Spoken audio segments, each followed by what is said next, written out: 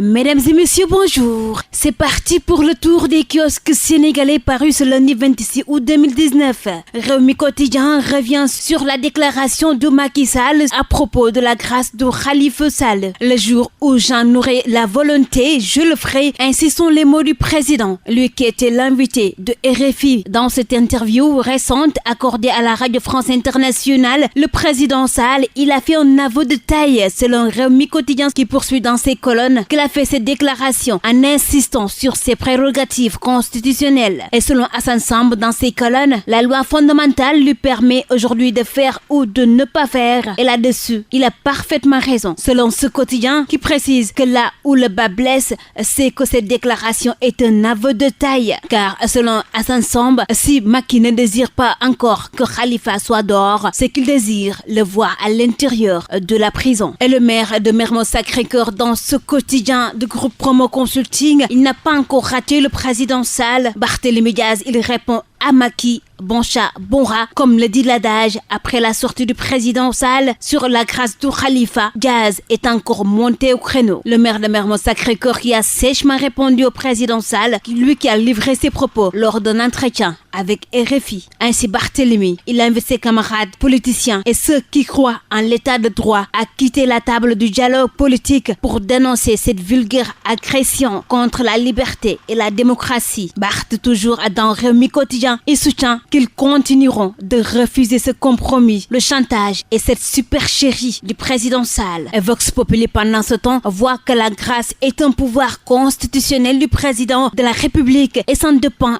que de lui et de lui tout seul. Et Sud Quotidien, revenant sur cette grâce présidentielle, voit Macky qui disculpe Aliou Sall, son frère, et maintient Khalifa Sall en prison. Et l'Observateur de son côté, parlant toujours de cette grâce de Khalifa et cette sortie du président sur RFI, nous renseigne que Macky Sall a été vraiment trahi par ses propres sentiments. Ce quotidien de l'Observateur qui revient par ailleurs sur ses dernières volontés de Dansokho, l'ancien leader du PIT qui a été inhumé ce dimanche sans lui, et puis ses hommages qui ont fait également le tour des kiosques sénégalais de ce lundi. Revenant dans Rewmi Quotidien, l'on nous apprend que le Mandela du Sénégal repose désormais à Saint-Louis. L'ancien ministre, il a reçu les honneurs de la République ce dimanche. Selon toujours Rewmi Quotidien, il a été élevé au rang de commandant dans l'ordre national du Lion devant un public composé de personnalités diverses. Les fils du défunt Alkali Dansokho, il a remercié toutes les personnes qui ont soutenu Amath Dansokho, son papa, et le choix d'Amath Dansokho d'être inhumé à Saint-Louis est tout à fait naturel, selon toujours Rewmi Quotidien,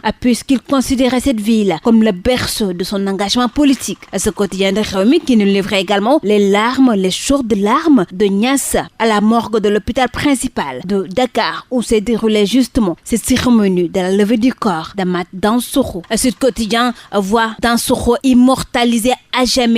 Ce quotidien qui nous livre par ailleurs ces différentes réactions de ces plusieurs chefs d'État africains. Dakar Times également par rapport à cet hommage à Amath Dansokho, il voit un révolutionnaire désintéressé, l'homme qui est à l'origine de toutes les alternances démocratiques qu'a connu le Sénégal en 2000 et en 2012, puisqu'il est à la base de l'investiture des deux présidents qui ont été élus au terme de ces scrutins. Il a créé le Benno Bokk Yakaar qui a porté Macky Sall à la tête du pays et avait convaincu Maître Wade de se présenter en 2000 dans le cadre du CA 2000. Selon toujours Dakar Times, Karim Wade pendant ce temps, lui, il se la coule douce au Rwanda. C'est la Quotidien qui nous l'informe ce matin à sa une. Il fait du tourisme, lui, Wade fils, et visite le centre du mémorial de génocide de Kigali. L'ancien ministre d'État, il donne rendez-vous au peuple sénégalais à Dakar, selon toujours ce quotidien de l'As. Et ce qui intéresse la tribune de ce matin, ce sont ces séries de noyades pendant ces 60 derniers jours à Dakar. Ce quotidien du groupe des médias décèle ainsi 25 morts à Guédiawaye, 25 décès enregistrés en seulement 2 mois de vacances. La liste des cas de noyade qui continue de s'allonger de jour en jour selon la tribune qui nous apprend qu'un corps sans vie a été à nouveau découvert à la plage de Wakhinane Nimzatt à Guédiawaye. Et en parlant de la mer, source à ce qui l'intéresse ce matin, c'est ces pillages de nos ressources halieutiques par des chalutiers chinois, japonais, européens et ce sur fond de fausses immatriculations. Ce quotidien voit le Sénégal être la vache laitière d'une mafia. En 20 jours de patrouille, les inspecteurs de la Guinée, de la Sierra Leone, de la Guinée-Bissau et du Sénégal. Ils ont pris 17 navires, puis les ont relâchés, selon toujours Source A, qui précise que la pêche profonde détruit les possibilités de reproduction des espèces au Sénégal et permet aux chalutiers de piller sans être contrôlés, surtout avec l'utilisation des fausses immatriculations. Et en poursuivant toujours ce quotidien, l'on nous apprend qu'avec seulement 4 vedettes et de 2 petits bateaux de 25 mètres pour surveiller l'activité de plus de 300 bateaux sur 750 km de côte, cette flottille ne dispose même pas d'autonomie pour opérer en haute mer. Autre mal dont souffre notre cher pays, le Sénégal, c'est toujours cette drogue qui continue